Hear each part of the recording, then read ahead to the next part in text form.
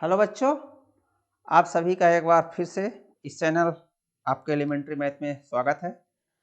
आप सबका ढेर सारे कॉम्पिटिटिव एग्जाम की अभी तैयारी में लगे होंगे। मध्य प्रदेश के बच्चों को तो अभी एमपी पटवारी, एमपी आरक्षक वगैरह की वैकेंसी भी आ चुकी हैं, उनका भी फॉर्म भरे जाना आप कुछ लोगों ने चालू कर दिया होगा, चालू होने वाला है।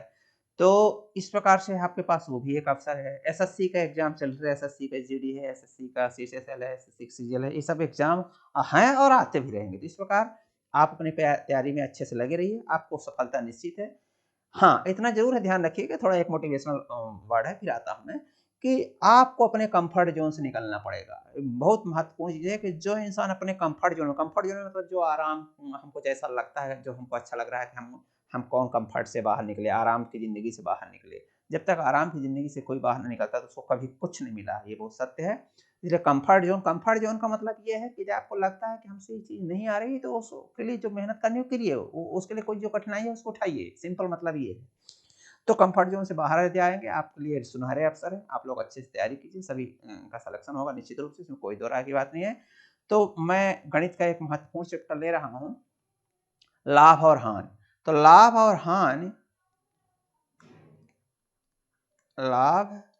हानि का चैप्टर है ये। लाभ हानि का हम 2 क्वेश्चन आज आपको ले लेंगे, शायद उसमें हमको 20 मिनट हम लगा दें, पर ये 2 क्वेश्चन आपके लिए 100% पूरा लाभ हानि का चैप्टर क्लियर कर देंगे। आप सोच लीजिए कि 2 क्वेश्चन किस तरह हमने लिए होंगे, कैसे पूरा क्लियर कर देंगे। लेकिन आप ये समझिए कि लाभ और हानि व्यापार की दुनिया का शब्द है। प्रतिशत एक व्यापक शब्द है, वो कहीं भी लगाया जा सकता है, लेकिन उसी का एक छोटा सा वो है। जैसे जिला एक बड़ा शब्द है, शहर, कस्बा और गांव उसके अंदर घुसे छोटे से प्रारूप हैं। वैसे प्रतिशत एक बड़ा कॉन्सेप्ट है मैथ का, और उसी के अंदर का छोटा सा प्रारूप लाभ हानि है, जो व्यापार की दुनिया से होता है। पहली चीज तो आपको ये समझ आना चाहिए कि लाभ हानि क्या है। तो प्रतिशत के कॉन्सेप्ट से चलता है, नंबर 1। नंबर 2, लाभ और हानि हमेशा क्रय मूल्य पर, यदि आप व्यापार की दुनिया में हैं तो कोई चीज पहले खरीदते हैं और उसके बाद उसको बेचते हैं, तो जो चीज आपने खरीदा है उस पर लाभ हानि तय होता है। चलिए, मैं अभी जस्ट 10-15 मिनट पहले एक वस्तु लेकर आया। वस्तु में अंकित मूल्य था। एक तो हमेशा देखते होंगे कि अंकित मूल्य मार्केट प्राइस बोलते हैं, और सेलिंग प्राइस विक्रय मूल्य, और एक सीपी कास्ट प्राइस क्रय मूल्य होता है। मतलब कि अभी जो सबको दिखता है ना, वो अंकित मूल्य है। जैसे मैंने एक जो वस्तु खरीदी अभी, वो 550 रुपए का उसका उसमें रेट छपा हुआ था, तो प्रिंटेड प्राइस, पीपी भी बोलते हैं उसको, प्रिंटेड प्राइस, एआईएमपी मार्केट प्राइस, अंकित मूल्य। उसके बाद हो सकता है दुकानदार इसमें कुछ छोड़ के दे, या कुछ इससे ज्यादा बेचने का अधिकार नहीं है। इसको एमआरपी भी बोला जाता है, मैक्सिमम रिटेल प्राइस भी बोला जाता है, एमआरपी, अधिकतम छापित मूल्य। एमपी मार्क प्राइस को अधिकतम मार्क मैक्सिमम रिटेल प्राइस भी बोला जाता है। तो इस पर जो है अंकित मूल्य 550 रुपए था, उस पर उसने हमको 550 रुपए में दिया, 500 रुपए में दिया, हमारे बिगड़ कहे कुछ 500 में दिया। ठीक, अब आपके समझ में आया होगा कि निश्चित रूप से 500 में बेच रहा है, तो वो फायदा भी कमाया होगा, तो वो निश्चित रूप से 500 से कम में रही होगी, मान लीजिए 450 में रही होगी, 460 में रही होगी, 400 में कुछ भी रही होगी, बताएगा तो है नहीं हमको। तो इस प्रकार लाभ हानि के प्रश्नों में हमेशा यह ध्यान रखिए कि पहली चीज तो 3 ही शब्द आते हैं, क्रय मूल्य, विक्रय मूल्य और अंकित मूल्य, या छपित मूल्य, मुद्रित मूल्य, कुछ ऐसा शब्द लिखा रहेगा। तो इस ये है। अब वो दुकानदार हमको 550 रुपये दे सकता था, तो फिर उस समय क्या होता है, MP equal to SP, mark price को ही वो सेलिंग प्राइस बना दिया, सेल कर दिया उसने, उससे ज्यादा में नहीं दे सकता है। वो लिख रहा था अधिकतम छपित मूल्य सभी करों सहित, मतलब इससे ज्यादा में नहीं दे सकता है वो। तो ये तो उसका क्या हो जाता है, एसपी रहता है। अभी 500 है, हो सकता है 550 में दे देता, पर वो फिर इस पर डिपेंड करता है कि वो कितना प्रॉफिट कमाया। हाँ, कभी कभी लॉस भी होता है, कभी कभी कोई चीज आदमी कुछ ऐसी स्थितियां आती हैं कि खरीदता कुछ महंगे में है, और किसी कारण से बेचना उसको सस्ते में पड़ जाता है तुरंत। जैसे मान लीजिए कि कोई व्यक्ति है, अब कहीं पर, मैं जैसे मान लीजिए कि आज मैंने थोड़ी देर के लिए तय किया कि हम एक मोबाइल लेंगे 10,000 का। लेकिन हमारी जो आवश्यकता थी उसके हिसाब से वो हमको अच्छा नहीं लगा, हमको लगा कि और कुछ अच्छा चाहिए, हमारी चीज़ आवश्यकता है नहीं, तो हम 10,000 के बजाय अब हमको चूँकि खरीदना है, इसको डिस्पोज़ ही करना है, तो 10,000 आज के लिए हो सकता है, कल हम 8,000 में, 7,000 में भी सोचे कि जो भी मिले हमको यार अच्छा वाला लेना है, 25,000, 30,000, 40,000 रुपए का लेना है। तो इस प्रकार हो सकता है कि हम ला हानि में भी बेच दें, तो कभी तो वो फिर क्या हो जाता है, जितनी सेलिंग कॉस्ट प्राइस थी उससे भी कम बेचते हैं, तो ऐसी स्थिति में हानि हो जाती है, ये तो समझते हैं हम। लेकिन जो महत्वपूर्ण चीज़ है कि लाभ-हानि शब्दों में जो मैं बोल रहा हूँ कि 3 शब्द आएँगे ये 3 ही आएँगे, क्रय मूल्य, विक्रय मूल्य, क्षपित मूल्य या अंकित मूल्य। उसके बाद लाभ या हानि शब्द रहेगा। तो लाभ-हानि हमेशा ध्यान रखिए सेलिंग प्राइस और कॉस्ट प्राइस के बीच का मसला है पहली बात, मतलब कितने में खरीदा और कितने में बेचा। लाभ-हानि हमेशा वहाँ से होता है। दूसरा चीज़ लाभ जब प्रतिशत जब होता है, जैसे यहाँ पर जो हानि लाभ हुआ ₹50 हुआ, ₹50 यहाँ प्रतिशत नहीं है अभी। तो ये जो है सेलिंग प्राइस और कॉस्ट प्राइस के बीच का मसला है। Selling price minus cost price, यदि ये पॉजिटिव है, धनात्मक है तो लाभ हुआ, एसपी माइनस सीपी, और यदि नेगेटिव है तो हानि होगा, मतलब नेगेटिव ऋणात्मक है मतलब एसपी विक्रय मूल्य कम होगा। नेगेटिव कब होगा, जब ये विक्रय मूल्य कम हो जाएगा, जैसे 500 में बेचा, अगर वो 520 रुपए की वस्तु खरीदा होता, 500 रुपए में अगर बेच रहा है, खरीदा 520 रुपए में होता तो -20, ये मतलब क्या होता, हानि हो जाता। तो लाभ हानि हमेशा सेलिंग प्राइस और कॉस्ट प्राइस के बीच का मसला है। ये तो लाभ हानि का बात है, लेकिन लाभ हानि का जो प्रतिशत है वो हमेशा कॉस्ट प्राइस पर निर्धारित होता है, ध्यान रखिएगा, महत्वपूर्ण चीज है। उसका आधार जो होता है प्रतिशत का हमेशा एक आधार होता है, जैसे बोले कि आज 50% विद्यार्थी हमारे कक्षा में उपस्थित है, आप बोलते होंगे आज 80% विद्यार्थी, 80% विद्यार्थी मतलब कितने विद्यार्थी, मान लीजिए वहाँ 60 विद्यार्थी आपकी कक्षा में, तो 80% उपस्थित है मतलब 48, 60 का 80% 48 विद्यार्थी उपस्थित है। 100% मतलब 60 का 100%, 100/100 यानी 60 ही। तो किसी कोई चीज जो बेस होता है वो पूरा 100% माना जाता है। तो ऐसे क्रय मूल्य जो होता है जितने में खरीदा उसको लाभ हानि के नजरिए में पूरा 100% मानते हैं, तो 100% वो चीज है। अब यदि लाभ हो रहा है तो वो क्रय मूल्य से ज़्यादा बेची जा रही है, और यदि हानि हो रहा है तो क्रय मूल्य से कम परसेंट पर बेची जा रही है। तो जो लाभ हानि का प्रतिशत है हमेशा क्रय मूल्य उसका आधार होता है, ये ध्यान रखने की जरूरत है। अब आप मान लीजिए कि किसी वस्तु को बेचने पर A% लाभ हुआ, जरा देखिए A% लाभ हुआ, तो A% लाभ हुआ मतलब वो क्रय मूल्य से 100 प्लस A% में बेचा, ये एक महत्वपूर्ण है, ध्यान रखने की जरूरत है। ये CP का 100 प्लस A%, यदि कोई व्यक्ति A% लाभ लेकर कोई वस्तु बेच रहा है तो इसका मतलब ये है कि 100 प्लस A% यानी वो बेच रहा है CP का 100 प्लस A%। तो जब ये बेच देगा इतने में तो वही फिर एसपी आ जाएगा। अब जैसे मान लीजिए कि थोड़ी देर के लिए 20%, तो यहाँ 100 प्लस 20 यानी 120, CP का 120%, यदि A इज इक्वल टू हम 20 बोल दें कि यानी 20% लाभ लेकर बेच रहा है तो 100 प्लस 20 यही एसपी हो जाएगा। तो CP का 120%, बहुत सिंपल बात, ठीक। तो ये आपका कॉन्सेप्ट है। और ऐसे यदि मान लीजिए बोलिए 85% हानि लेकर बेच रहा है तो वो 100 में 15% हानि लेकर बेच रहा है, तो 100 माइनस 15 लाभ लेकर बेच रहा है तो प्लस, अब हानि होकर A% हानि ले रहा है, A% हानि हो रही है उसको, तो 100 माइनस है। अब मान लीजिए 15% या 20% है हानि, तो 100 माइनस 15% है तो 15 CP का इतने प्रतिशत इज इक्वल टू एसपी हो जाएगा, यही आपका एसपी हो जाएगा। तो अब आप देख लीजिए कि ये सीपी का 85%, सीपी का 85% इज इक्वल टू एसपी। तो सीपी और एसपी के बीच बहुत क्लियर कट रिलेशन है। अब आप समझ सकते हैं कि बस कुल मिलाकर इतना ही लाभ और हानि है, आपका कॉन्सेप्ट क्लियर है बस, और इसके अलावा कुछ है ही नहीं। अब फिर आपका फास्ट कैलकुलेशन हो तो यहाँ से 1 सेकंडों में चीज़ें सोच सकते हैं कैसे। अब वहाँ पर मैं ले रहा हूँ एक क्वेश्चन, तो आपको चीज़ें क्लियर हो जाएँगी फटाफट के, हाँ यार लाभ-हानि। इसके अलावा यदि आप लाभ-हानि में कभी कुछ पाइए तो कमेंट बॉक्स में लिखिए या बोलिए कि हम जो आपने कॉन्सेप्ट बताया उसके अलावा भी हमको कॉन्सेप्ट है, तभी हमारा प्रश्न हल हो रहा है।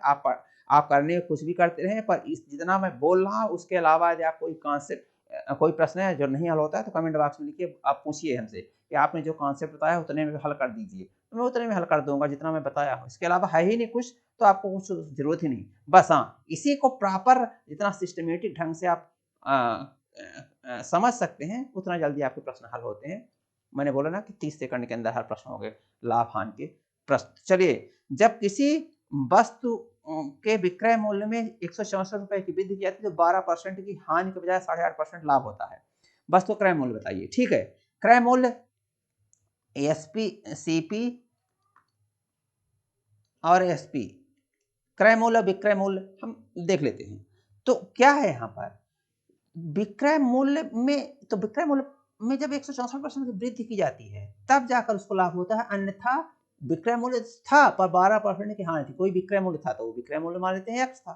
तो एक्स जब विक्रय मूल्य था एसपी, तो ये 12% की हानि जब थी, 12% की हानि पर बेचा ना, तो सीपी का 12% हानि, 12% कम, हानि मतलब 12% कम यानी 88%, 100 में 12 कम, अभी तो मैं ही कॉन्सेप्ट कर, तो सीपी का 88% इज इक्वल टू एक्स, ये विक्रय मूल्य, कोई विक्रय मूल्य है, बहुत सिंपल, एक सेकंड की बात थी, यदि आप कॉन्सेप्ट क्लियर है तो ये कोई विक्रय मूल्य किसी मूल्य पर बेचा वो, पर उस समय 12% की हानि हुई, इसका मतलब है कि वो मूल्य जो होगा वो विक्रय मूल्य, हमने उसको एक्स कह दिया, पर वो होगा क्या, सीपी क्रय मूल्य का 88%, ठीक। अब बोल रहा है कि विक्रय मूल्य में 164 रुपए की वृद्धि की, यानी एक्स जो विक्रय मूल्य हम पहले बेच रहा था वो आदमी, उसमें 164 की वृद्धि की दे रहे हैं, तो मतलब उस आदमी ने अब विक्रय मूल्य ये कर दिया एक्स प्लस 164, लेकिन ये जब किया तो उसको 8.5% का लाभ हो गया, मतलब सीपी का ये जो विक्रय मूल्य है अब वो सीपी का कितना है, 100 प्लस 8.5%, यानी 108.5%, ये देख लीजिए, बस ये कॉन्सेप्ट है। अब आप जरा देखें तो आपको वस्तु का क्रय मूल्य बताना है, यानी सीपी बताना है। अब यदि आप चाहें तो इन दोनों को घटा दीजिए आपस में, इसको इससे, इसको इससे, तो इसको घटाएंगे तो क्या जाएगा सीपी, अभी मैं आपके लिए लिख रहा हूँ, सब ये कुछ लिखने की परीक्षा जरूरत नहीं, परीक्षा में क्या करना है वो बताता हूँ, ये is equal to minus, sorry, CP का 108.5% माइनस सीपी का 88%, 88 पर का से मतलब गुणा होता है, is equal to X plus 164 minus X, ये विक्रय मूल्य जो है मालूम नहीं वो एक्स हमने मान लिया, अभी देखे प्लस है यार, ये माइनस से कट गया, और यहाँ पर सीपी का मतलब सीपी इंटू है, सीपी इंटू, अब ये 108.5% माइनस 88%, ये सीपी हमने दोनों स्थान से बाहर कर दिया, का के स्थान पर गुणा कर दिया, अब ये क्या है सीपी गुणे 108.5 में 88 वो करेंगे तो 20.5% इज इक्वल टू 164, ये जरा देखिए, आपको सिर्फ यहीं पर डायरेक्ट आना है, ये कुछ की जरूरत नहीं पड़ेगी, अभी मैं बताऊंगा कैसे, भी तो ये कॉन्सेप्ट था इसलिए हमने सब बता दिया आपको, हमने बताया ना कि जो हम कॉन्सेप्ट बता रहे हैं उसके अलावा कुछ नहीं, जो हमने अभी कॉन्सेप्ट बताया उसी में ही सब प्रश्न है, पूरा है ही नहीं कुछ दूसरा, आप विश्वास मान के चलिए, लाभ हानि दूसरा कोई चीज है ही नहीं।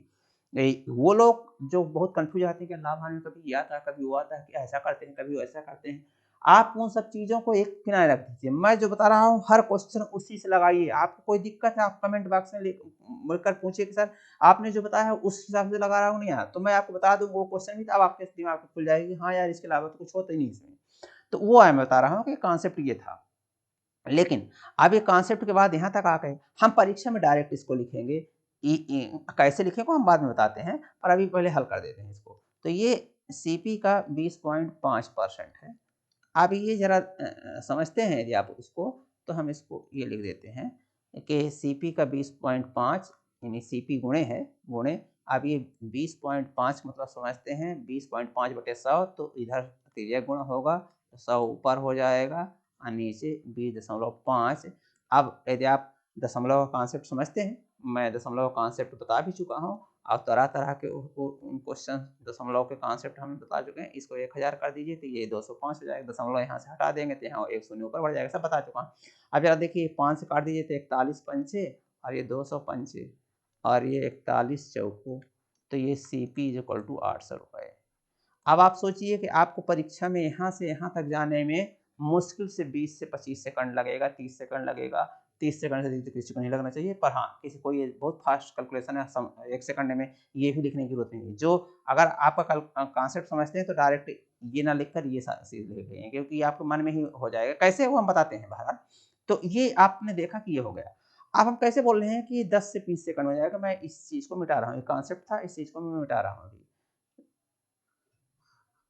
आप कैसे, आपका आंसर तो 800 रुपये हो गया क्रय मूल्य, तो वो तो ये आपका क्वेश्चन परीक्षा में एसएससी में आया है, वो मैंने क्वेश्चन लिया है, पर क्वेश्चन अच्छा है इसलिए मैंने लिया है, कोई इसका मतलब नहीं कि एसएससी में आया है इसलिए लिया हूँ, अच्छा क्वेश्चन। आप जरा देखिए कैसे कैसे अब आप इसको 1 सेकंड लगाएंगे, जरा देखिए एक बार पहले जब बेचता था तो वो 12% की हानि थी और बाद में बेचा तो 8.5% का लाभ हो गया। मतलब एक 12% भी कवर हुआ और 8.5% और कवर हुआ, यानी 12 प्लस 8.5 यानी 20.5% ज़्यादा हुआ। पहली स्थिति से दूसरी स्थिति में 20.5% का इजाफा हुआ। समझ में आया आपके? अरे भाई 12% का नुकसान हो रहा था पहले। आपसे मैं पूछूं कि आप ये काम करोगे तो 10 रुपए का लाभ होगा, हानि होगी, और ये काम करोगे तो 15 रुपए का लाभ होगा, तो आप सोचो कि इस काम से उस काम में जाने में आप कितना रुपए का डिफरेंस था? 25 रुपए का ना। भाई एक काम करोगे या ये वस्तु खरीदोगे, कुछ भी करोगे, तो कोई बोला कि इसमें 10 रुपए का आपको नुकसान है, यानी आप फर्ज कीजिए कि अ, जरा मैं ऐसा बोलता हूँ, आप कुछ रुपए लेकर गए और आपको मार्केट में एक स्वेटर खरीदना है, तो जब मार्केट में खरीदने गए तो वहाँ 2 स्वेटर थे। एक में आपने देखा कि इसको खरीदता हूँ तो यार 10 रुपए कम पड़ रहे हैं, हमको 10 रुपए किसी से उधार लेना पड़ रहा है, और इसको खरीद रहा हूँ तो हमारे पास 15 रुपए बच रहे हैं। तो दोनों स्वेटर की कीमत में 25 रुपए का डिफरेंस है कि नहीं है? आपको समझ में आ गया होगा। समझ में आ गया होगा कि एक में हम 10 रुपए कर्ज़दार हो रहे हैं, 10 रुपए का हमको घाटा हो रहा है खरीदने पर, और एक दूसरा खरीद रहा है तो हमारे पास 15 रुपए बच रहा है, यानी 15 रुपए का लाभ हो रहा है। तो सीधा मतलब है कि वो 10 रुपए भी दूसरा जो खरीद रहे हैं तो 10 रुपए भी कवर हो रहा है, आपको नहीं देना पड़ रहा है, और 15 रुपए बच रहे हैं, कुल मिलाकर दोनों कीमत में 25 रुपए का डिफरेंस है। समझ में आ गया होगा मेरे ख्याल से। तो अब ऐसे बोल रहा है कि वस्तु तो वही थी पर एक विक्रय मूल्य पर उसको 12% का हानि हो रही थी, और जब विक्रय मूल्य को 164 रुपए बढ़ा देता है तो 8.5% का लाभ हो जाता है। मतलब जो ये 20.5% का अंतर आया दोनों विक्रय मूल्य पर, वो 164 रुपए के बराबर के कारण हुआ। तो सीपी का 20.5% जो आ रहा है, जो अंतर, वो 164 है। 164 जो है वो किसके बराबर है? 20.5% के बराबर। पर ये लाभ हानि हमने बोला कि विक्रय मूल्य पर होता है, इसलिए वो सारी क्रय मूल्य पर होती है, सीपी का 20.5%। बस यही मैं बोला था कि डायरेक्ट आपको यहाँ आना है, कॉन्सेप्ट क्लियर है तो आपको वहाँ समझ, ये पूरा कॉन्सेप्ट मैंने इसके पहले दिया था तो वो तो आप देख ही नहीं होंगे, पर यदि आप इसको समझने की कोशिश करें तो एक बार वो बेचता है तो जो सीपी थी, मान लो यहाँ पर सीपी था उसका, तो सीपी से इधर था वो, कुछ विक्रय मूल्य उसका यहाँ था, तभी तो लॉस हुआ उसका -12%। फिर ये सीपी था, इससे वो 8.5% आगे चला गया, लाभ में आ गया, तो यहाँ पर एसपी आ गया। तो ये वाले एसपी से इस वाले एसपी कब आया? जब 164 रुपये उसको बढ़ा दिया आपने, तो यहाँ से यहाँ आने में 164 रुपये ज़्यादा हुआ, और यहाँ से यहाँ तक यहाँ यहाँ यहाँ सीपी था ये, इस सीपी का -12% इधर था, यानी हानि थी, और फिर ये प्लस है, यानी तो कुल मिलाकर यहाँ से यहाँ तक 20.5%, सीपी का 20.5% 168 रुपये के बराबर है। और फिर उसके बाद तो हमने समझा ही दिया कि उसके बाद आप इसको एक सेकंड में इसके बाद ये कैसे हल कर लेंगे। पर हाँ, यदि आपके दिमाग में ये आ गया, इसका कॉन्सेप्ट क्लियर हो गया, तो आप डायरेक्ट ये लिखेंगे, इसके बाद ये लिखेंगे फट से, तो आप समझ गए होंगे कि 20 बहुत लगेगा तो 20 सेकंड लगेगा, और अगर कैलकुलेशन थोड़ा धीमा है तो 30-40 सेकंड लग जाएगा बस। तो इस प्रकार मुझे उम्मीद है कि इस कॉन्सेप्ट को थोड़ा आपने बड़े आराम से इसको समझ लिया होगा। चलिए अगला लेते हैं। मैंने वो बताया कि लाभान में कुछ है ही नहीं, बस वही कॉन्सेप्ट है बस। अब 18 संतरों को 151 रुपये 20 पैसे में बेचने पर एक व्यक्ति को 20% की हानि होती है।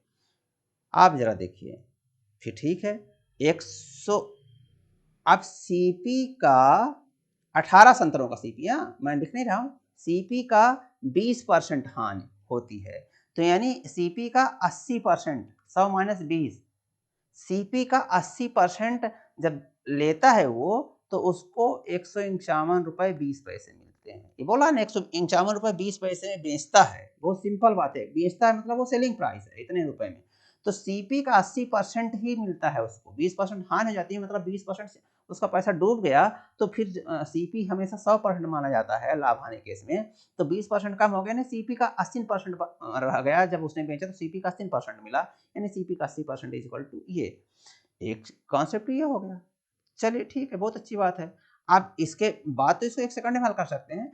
अब क्या बोल रहा है कि 30% लाभ कमाने के लिए उससे ये 18 संतरों का सीपी ध्यान रखिएगा।